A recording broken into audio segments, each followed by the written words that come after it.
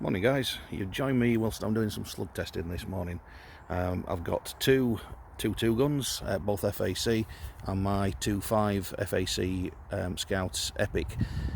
So the Skout is pretty much standard form at the moment. It's still got the original liner in it. Not particularly fond of slugs at the moment, so I'm going to be running that one with pellets, GSB 3395 jumbo heavies. That one's doing just over 80 foot-pound. Next up, we've got the Raw HM1000X. This one is predominantly set up as a pellet gun, but I'm going to be trying slugs in it anyway because it doesn't seem to mind what you feed it. That one's doing 40 foot-pound. And the Vulcan 3 700mm barrel in 2.2, and this one's set up at 80 foot-pound with 34 grain slugs. So it's going to be going a little bit quick with the 30s. I've loaded everything up in 30 this morning. So we've got 4 different styles. So this is the 216 from the press slug. This is a 217 with a short ogive and a rather large hollow point. This one is also from the press plug, 217, and this one is the hollow point rebate boat tail slug from my carbon press. We're also going to be using the Aston Shooter single loaders because these things, guys, are absolutely fantastic with slugs. You can fit things in here that won't fit in the magazine. The 30s will actually fit, but I've been using these with 34s and up to 40 grain flat base. Really reliable, really good, really smooth. So first up was the Raw. We're going to have a quick walk down and we'll have a look. There's no editing, there's no messing about with any of this. This is just exactly as it is. This is down at 50 yard. It is a little bit breezy. I'm in a wood, but it's giving me a little bit of cover, but not really a fat lot. So let's have a wander.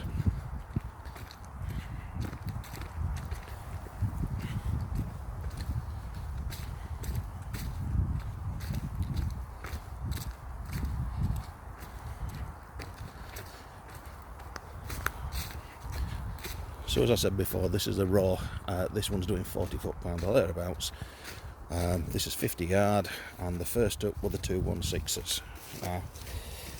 There is obviously a left and right wind, and it's taking the shots with them. So that's the 216 press plug. Didn't chronograph it because I've not brought my chronograph like an idiot, but not particularly a fan of those. The next up was the press slug. I think that was the first shot, and then these are all 12 shot groups, by the way, so we've got one shot there and the rest of them pretty much thumbnail-ish at 50 yard. So it likes 217s, and that's the latest press slug die. Next up is the 217s. This is my older press slug die. Again, left to right wind. Forget about these two, they were already on the board, so maybe 1.5 group, not the best. And these are the Corbin 217 hollow point rebate boat tails. Interesting. It started over here and then started to drift across. Not entirely sure why. Maybe the wind had stopped. I was still aiming for, we're not shooting for bulls, we're shooting for groups, so at point of aim on every group is the red spot. So this is just where the boat tails have gone. So again, 216s press slug, 217 press slug, that's the latest die, the PS die. 217, that's the previous die, and 217 hollow point rebate boat tail carbon slugs. To be fair to the gun, I actually set the Raw up to shoot pellets, so I was shooting GSB Hades at 1000 foot a second, incredibly flat, obviously at that speed. For close quarters vermin control, it's excellent. So this is now throwing the slugs, I'm going to guess I 800s, maybe scraping the low 900s, but I think it's probably going to be mid 800s. So the 30 grain slugs are kind of dragging their heels a little bit. It's not really tuned for this gun, or this gun's not really tuned for those slugs. Still done reasonable. You'd still drop a rabbit with a headshot at 50 yards. So yeah, it's not doing too bad. Okay, next up is the AGT Vulcan 3 Now this one is set up for slugs. This one's doing 70 foot-pounds, so none of the slugs will struggle.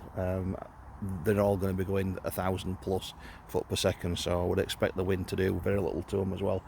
Like I said, there is wind, it's only a little bit of left or right. I'm not going to hold for it, I'm just going to shoot it as it comes. So again, there's a Vulcan 3, lovely bit of kit, and the target's down there.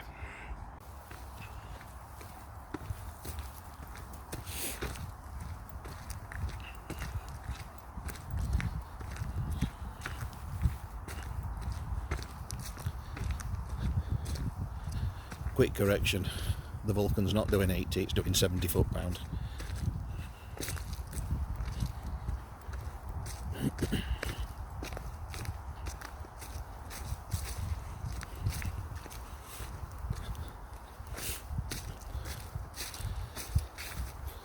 So, as you can see, the wind's not really bothering it as much.